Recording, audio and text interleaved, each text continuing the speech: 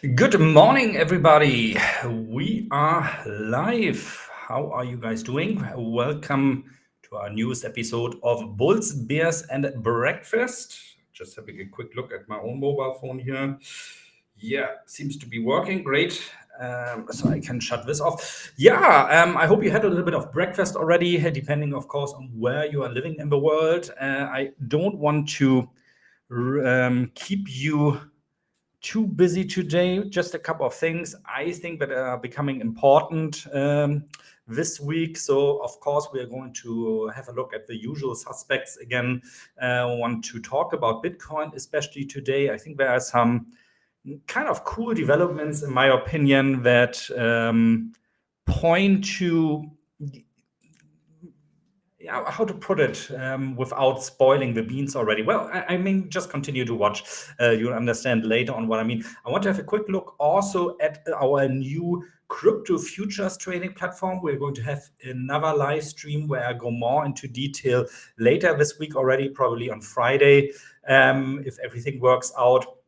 But nonetheless, I wanted to also show you here the ins and out. I think it's a great product, and let's maybe start with that one. So you might have noticed here, if you go onto your trading account, so I'm using this one here right now. If you scroll down a little bit, there is a new product called Crypto Futures, and you can trade there at the moment, for example, the Bitcoin future. So if I click on this, you see I deposited here a little bit of money already. It's a complete new product. So it's not CFD trading. This is real future trading. And I think there are some special things. Sorry, I was a bit distracted just now because I got an alarm from my SSG system. Maybe we can have a look because it's a 1 hour alarm at that one also later because it comes right now. But really quickly here on the crypto future. So what is so special about it? First of all, I know a lot of you guys have been waiting for this. You can choose here for every position if you want a cross margin meaning the same leverage is applied throughout all your positions on isolated margins. So you can choose here up to 1 to 100 on your per position, so to say, you are opening here on the future. So if I set this one, I'm going to trade now the Bitcoin future with a leverage of 1 to 100. I know a lot of you guys have been waiting for that already. You can work, of course, here with market orders, limit orders, stop orders, as usual. Very special here, also the section so-called maker and taker fees. This is what you see up here. And that means basically maker fee means if you are somebody supplying liquidity to the order book. So the order book is what you can see here on the right, that is blinking. On top, all the sell orders that are currently in there. On the bottom, all the buy orders that are currently in there. So you can see there's a buy limit order at 25,730.9 for 36 Bitcoin here at the moment. So a lot of going on there currently in terms of volume. And so if you put a limit order in, you only pay a fee of 0.01%. Taker fee means when you enter a market order. So if I just would click here on buy now, you only pay at the moment 0.02%. But of course, makes more sense, especially if you're scalping. This is exactly, of course, the low fees you want. And especially if you work well with limit orders. Financing, long, short, also very, very cost-effective product, in my opinion. 0.0001%. If you're long or short, doesn't matter here at the moment. So really go there, try that out. I don't want to spill too many beans here.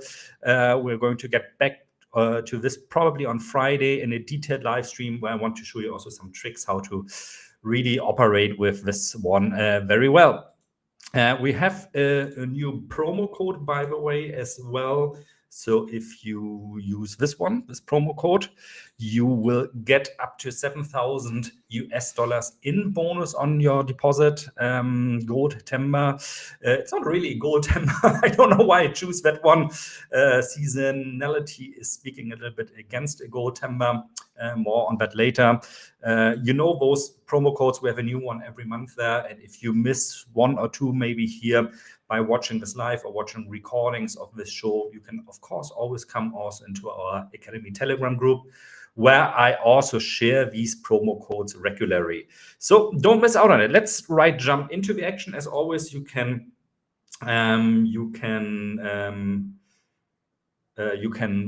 send me questions here. I see a couple of you have already sent questions. I'll get back to that one later. Let's have a quick look at the charts here first, because I know this is what you guys normally come for here on a Tuesday. So Bitcoin, if you were watching this last week, you could see here that we had a long signal in Bitcoin from my sniper signal generator, or short SSG. I said, I think this is a trade I'm taking. Worked out very wonderful. 2 days later, we had the spike to the upside. But yeah, this zone here we are seeing up here in Bitcoin currently. So between the 200 days moving average, which is the green, the red line here, and this area of resistance, it should be now. I don't know why I always have this one still in green, so it needs to be red, obviously. And is really tough to overcome. We have this at around about 28,500 US dollars, this former area of support, which is now a resistance. We have the 50 days exponential moving average. We have here, I think that's the 100 days moving average. We have the 200 days moving average. So really hard to overcome at the moment. And what speaks also against that we are very quickly going up there again is that if we look at how the usual performance of Bitcoin is during the month of September since 2013, we can actually see here there were out since 2013, so for the last 10 years, only 2 occasions in 2015, 2016, where Bitcoin had positive returns on investment in September. You can see this very light green here in 2000 and what is that? 15, it was plus 2.35%, 2016, 6.04%. Other than that, normally we see not a good performance. As a matter of fact, September always for the whole of the crypto market, and not only Bitcoin, of course, one of the worst months. So not expecting any miracle. So what typically, in my opinion, what I could see happening, because if you look here at October, then we are more likely to have a good month again in Bitcoin, right? We have here only 2 occasions in the last 10 years, or 9 years, I should say, because 2023 October we hadn't had yet, where we had negative numbers in 2014 and 2018. So the likelihood of having now a bad September, but then a good October are, in my opinion, very,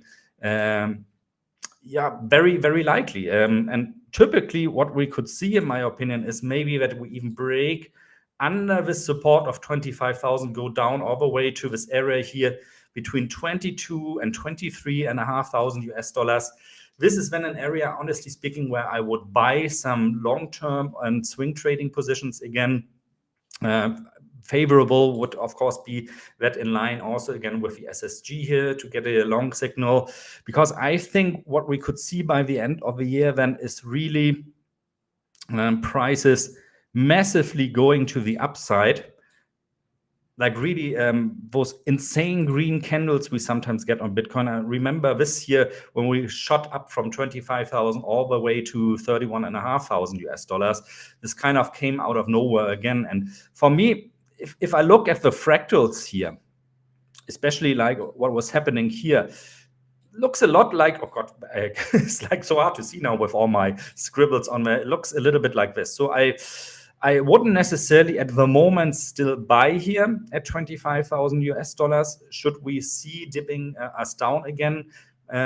Because the upside limitations are there. There's not enough space, in my opinion, left. So I rather would see in September us now dipping down here somewhere to 22,500, 23,500 US dollars. I would like to see very bad sentiment then again, when all those fudders come out, the doom postings on social media, on mainstream media, that Bitcoin is dead once again. And then it will rise like Phoenix from the ashes. Because I also still think like early next year, maybe March, maybe April, before the halving, we're going to see prices around 40 to 50,000 US dollars. But since, this is more meant, of course, to be a weekly stream on short-term developments, I don't think it's necessary to do that at the moment. You can, of course, take this trade here at 25,000 US dollars, but make sure you have a rather tight stop then, because if we break beneath it, I can very quickly see us also going down to 22,500 US dollars, as we always have those massive candles, when we break through an area of support. Price will bounce back then, of course, as well. S&P 500 kind of missed the entry there, the long entry. Had been talking a lot about this area of 4,316. We bounced off of that, had a beautiful sell signal here earlier too.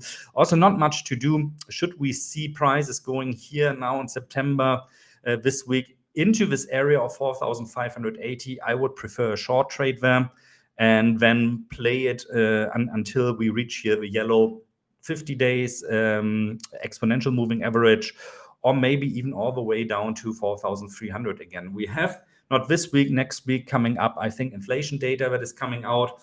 That's going to be exciting. Of course, we are going to be there with a live stream. People are going to eye that extremely, because it's going to give us an indication if the Fed in September still wants to raise interest rates or not. By the looks of it at the moment, last time I checked, about 88% of market participants are suggesting there's not coming another rate hike. So maybe this is kind of, I think interest rate decision is on the 20th of September, if I'm not wrong. So maybe this is going to initialize kind of a golden October, but it's a bear-tember still. We have to get through this September, which also, by the way, for the stock markets usually is not such a great month. Quick look here at the US dollar getting stronger again. Kind of surprised me. I thought we would bounce back here at the Fibonacci or one more time, which we didn't do. I don't see any necessarily positions. I'm also waiting here for the danger zones indicator, maybe to go into the bright green area. So possibly we can have some long signals there forming again. Kind of typical also for the sentiment at the moment. It's like, stock markets are performing quite well actually, but the overall sentiment is a bit risk off. That's also why we see falling cryptocurrency prices. That means a stronger dollar, because people are buying US dollar dominated treasury bonds. So you have to exchange your money, of course, for example, from euro to dollar to buy those bonds. This is, of course, what institutional traders do. So overall, it's, there's nothing really that catches my eye at the moment where I say, oh, this is really something I want to enter. We're going to continue, of course, to have a look here at Bitcoin. We're going to continue to monitor the S&P 500. This is kind of my trade of choice, but I really would like to see 4,580 first again, possibly 4,600. Nice would also, of course, be here to see another sell signal from the SSG. And then we have a look, but we had just now in dollar yen also something, I believe. That's the daily. Let's quickly go to the 1 hour chart there. So we had a sell signal there just now. There were a lot of last buy signal was a fantastic one here, as you can see from the SSG on the 1 hour time frame. So a sell signal now. If you want to receive alerts like this, you can also find a link in the description of this video. Normally works very well on dollar yen. So the target for this trade would be here 146, which is this one here. Let's see here quickly. I always call it the 50 days exponential moving average. It's a 100 days exponential moving average, or 100 hours, of course, in this case, since this is an hourly chart. So short signal there. Let's see how that one goes. We're going to monitor this, obviously, also in the Telegram group. That's pretty much everything, that's worth talking about, in my opinion. Let's see here. I saw a question earlier. Is there still a bug for the XRP crypto futures? Can be. If you find a bug, do me a favor.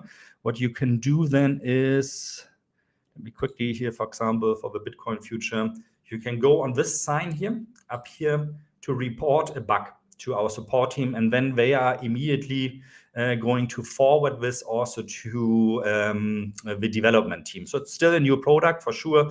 There are still some bugs present. If you find one, really report it. they're going to get it fixed as soon as possible. So of course your trading experience is then greater. Yeah, that's pretty much it already here for this week from Bulls, Bears, and Breakfast. As I said, not terribly much, but we can have another look here at gold, by the way, but also it's more of the same in my opinion. I still think I'm still waiting here again for this area between 1,990, 2,080 for the gold price to go up there again, because I think it's still a great area to sell gold. I don't see any reason at the moment why gold should go above 2,000 US dollars. So I'm not actively looking here for long positions in gold. I'm more always looking for short positions. Not much going on though. I mean, nice moves here. I know some of you are trading actively gold also. For me, it's worth the wait. And it's the same here, kind of that we're seeing oil prices rising again, because everybody's kind of still thinking about the possible recession in the room. But I think as we progress towards the end of September, the picture is going to change again. We are for sure going to see more volatility in crypto again.